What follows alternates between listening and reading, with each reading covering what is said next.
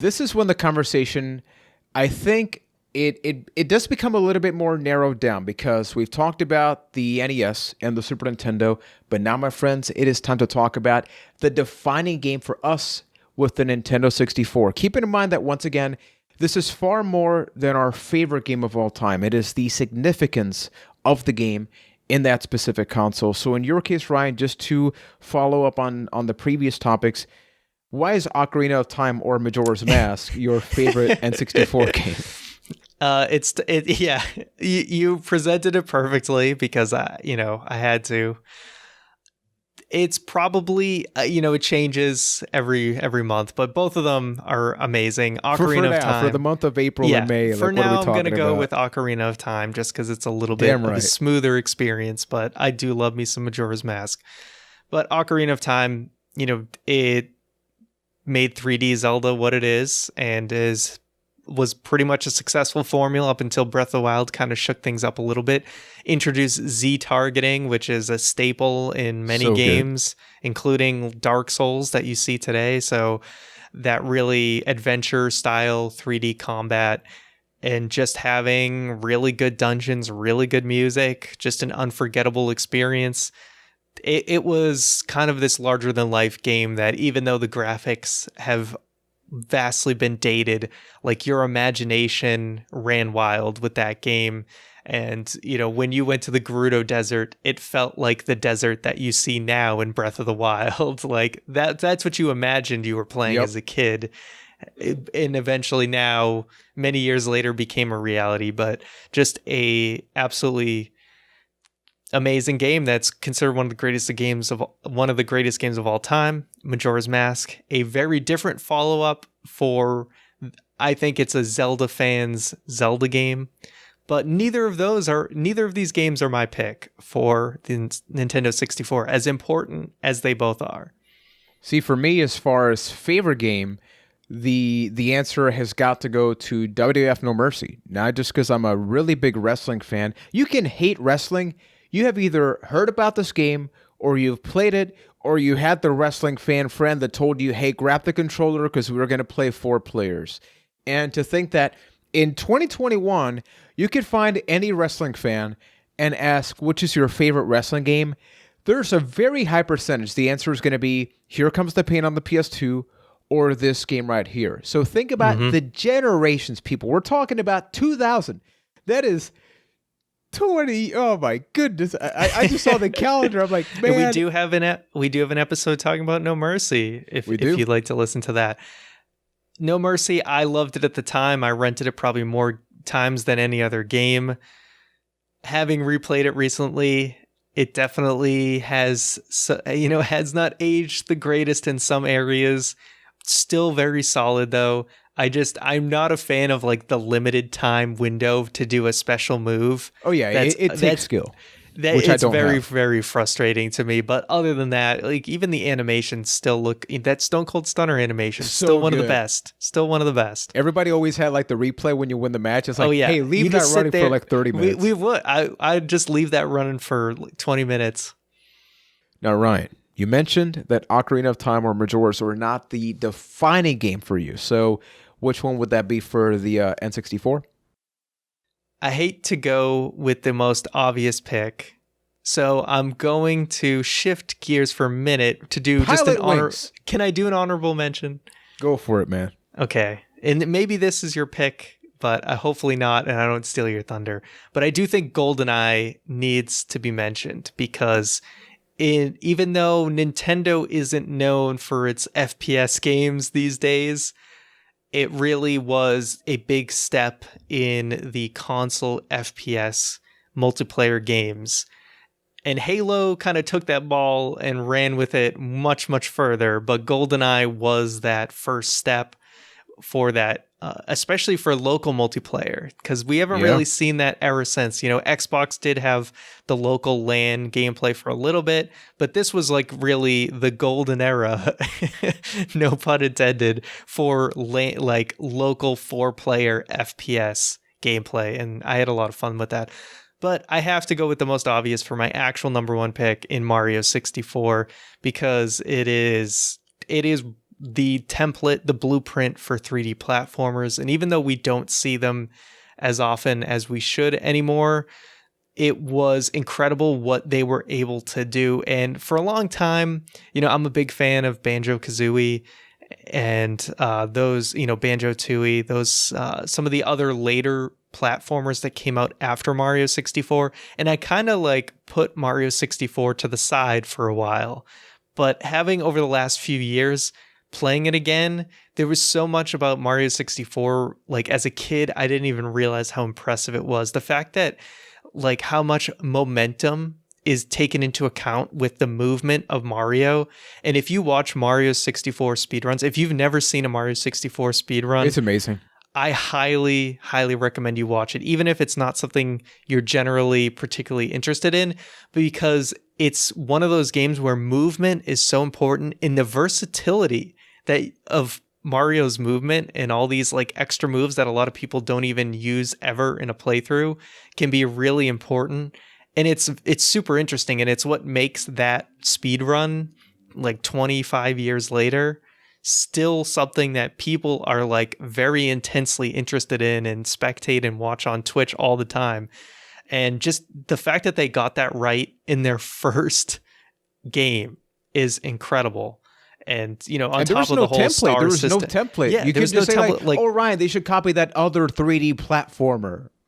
Yeah, because I think part of it, hearing some of the news about the development of that game, was they wanted to have so many more stages like you would for Super Mario World or Super Mario Brothers 3, but because of, cartridge space and everything, they could only have so many levels. So instead of just having like a small amount of levels and only going to the end of it, they decided, well, how do we get the most out of each level? So they kind of came up with the star system of having to do these multiple objectives within one level. And of course, we see games like Banjo-Kazooie and, Spyro the Dragon and other things like that, kind of taking that template and taking, going in different directions with it. So Mario 64 has to get it, in my opinion. I think that's an unbelievable pick, and I don't think that's going to be my game. Your honorable mention is actually going to be my main one for different reasons, but to validate, you pretty much said it all about Super Mario 64. I did steal your thunder. I was afraid of that. I should have kept my mouth shut. No worries, man. But with Super Mario 64 is that game should not be as good as it is. Like with other games, there's a logistical. With Super Nintendo, you had 3D, you had 2D games in the NES, right? So it's like, okay, you have a foundation. With Super Mario 64, I play PS3 games, right? Like that's what I cover on my main channel. And I still play PS3 games that are 3D graphics that feel weird, the animation. And we brought up No Mercy, right? Amazing animation, N64 cartridge. But Super Mario 64, it's one of the first two games for the console, man. Yeah. Like, that should have been freaking awful, awkward. We have seen what happens when a game goes like, hey, you know what? Let's do from 2D to 3D. Usually, man, that does not result really, really well. Yet here, you can still play it. Some people say like, oh, it's the bouncing of the walls can get a little annoying. Yes, but you know what? It is the first freaking 3D platformer in the console, and you can pull that game in right now, and it's still amazing. Yeah. It's like, come on. Yeah, I mean, the camera angles have not aged well. I'll say that. The whole camera control system's awful, but the fact that the amount of versatility in the movement is just incredible. Like the wall kicks, and like I said, just watch a speed run and it'll be, and even if you're not into that sort of thing, just you will see the crazy movements and different things and different ways to get stars that you don't always have to follow. Like there's no one way to do thing, almost similar to a Breath of the Wild type of style to it. Not as versatile, but still for that time, 1996, it's crazy. Exactly. And then talking about Goldeneye, when you go back to the NES and the Super Nintendo, this whole thing of like license-based games, right? Like games based on superheroes or TV shows, this is nothing new. And we got some pretty decent like TMNT games on the NES. Super Nintendo, I mean, come on, man. Like the beat-em-ups and all that stuff. But in the N64, in that N64 PS1 generation, first-person shooters were not a thing. Like they existed, but you didn't say, hey, you know what? I'm going to buy the PS1 for Medal of Honor. You could get that for Rainbow Six, maybe you could do that. But GoldenEye, kind of like Super Mario 64, is it comes out and then you're like, okay, so it looks like the movie, and it should have failed because this came out like a year after the film came out, I think it was, or something. Yeah, it's pretty late. Pretty outdated, just considering that it should have failed, but you felt like James Bond because of the music, the movement. The fact that the analog stick could not be more uncomfortable in the placement, but it worked. And then you're like, oh, you know what? Freaking 4-player is also good. Sure, it runs like at a crap 15 frames per second half the time, but that's beside the point. And playing his Odd Job is cheating. Oh, yeah, and that damn gun, too. And I love chopping people, though. I love chopping. That was pretty fun. That exactly. Noise that I made. So satisfying. And then the narrative of it, like, when you think about N64, people love to talk about cinematic games and like PS3 generation forward, or even like PS2. But the N64 had it. Like, you played this game and you thought to yourself, like, at least this is what I thought as a kid. It's like, man, I'm somebody playing this. Like, I'm James freaking Bond. I'm grabbing the weapons. I'm completing the objectives. It's like you're scouting the area. And I don't think it's something that happened quite a lot. It's kind of interesting that Perfect Dark is often referred to as like the best first-person shooter, but it's made by the same people, so it always begs the question for me. If only someone had a sealed copy of those. Oh, screw you, Ryan. People, we have an episode about gaming regrets. If you want to hear some of my regrets, like Ryan just gave you a bit of a taste there, but it will always beg the question for me, like, why didn't we get a lot of these? And we got other first-person shooters. We got Quake 60, Doom 64, which many people say is one of their favorite Doom games. But we didn't get a whole lot of these, and Doom was very different, right? So I think that's why I personally wanted to bring this game up. And then we have Mr. Hammy Ham, Mr. Keith Hamilton, who wrote GoldenEye 007. Not only does GoldenEye rock, but it set the groundwork for first-person console shooters that would pave the way for franchises like Call of Duty and Halo. Yes, there's Doom and Wolfenstein, but those are PC games. It's a really close race between this and Super Mario 64, but I think it beats at 64 because platformers did not have the longevity the FPS genre has had. That's another good point. That's a fair point. Exactly. So, Keith, I mean, you can't elaborate more on that because it's text, but I read it. Read good, right, Ryan? Read good? Yeah. I mean, I wish the 3D platformer had a little bit more longevity.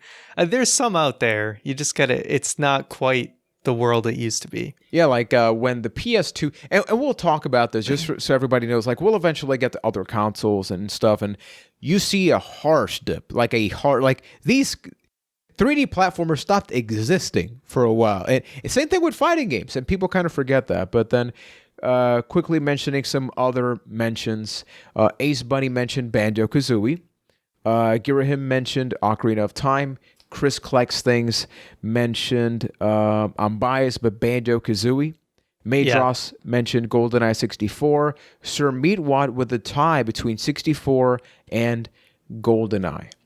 Mm-hmm. Do you think... I think I was going to say, I think we're pretty close with pretty much Mario 64 and GoldenEye being those two.